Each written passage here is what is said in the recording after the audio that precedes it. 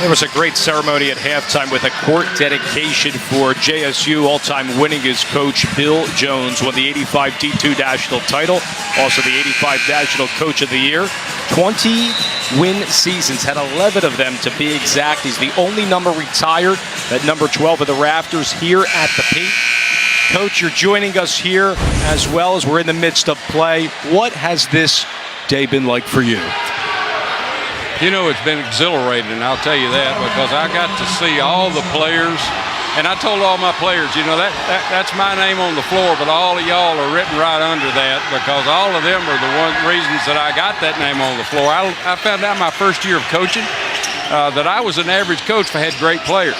So what I tried to do was go out and find the best players I could get, and everything worked out from there. But it was great seeing all of them. And you know, and our fans, we packed this building. In fact, I got to be good friends with the fire marshal.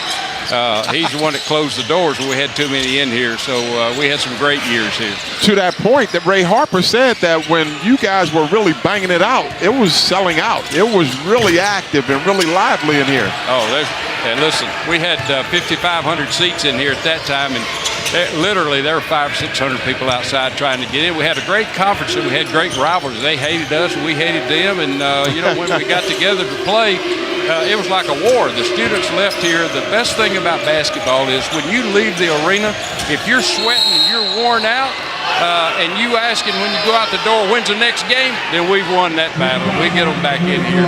We had some great fans and great crowds. And what I've liked tonight is, like, you were still coaching out there at halftime, talking to everybody. You told all your former players, all the fans to get out there saying what a marvelous job the band does on a nightly basis. You still have that fire and passion, don't you? I'll tell you, I've been accused of, even by my wife at home, you know, when she has chicken and green beans and mashed potatoes, I get up and start giving a speech. It's like we're on the tour. But yeah, listen, I love this game like no other. I'll tell you, I still am involved in it. I work with some high schools, and I do as much as I can to help kids nowadays. And it's been a great game to me, and it's just my way of giving back. What are you proud of? What did college basketball do right? What's a gray area that they have to get better at? Well, you know, when I was coaching, you're talking about college basketball. Well, college basketball. I think college basketball is too physical.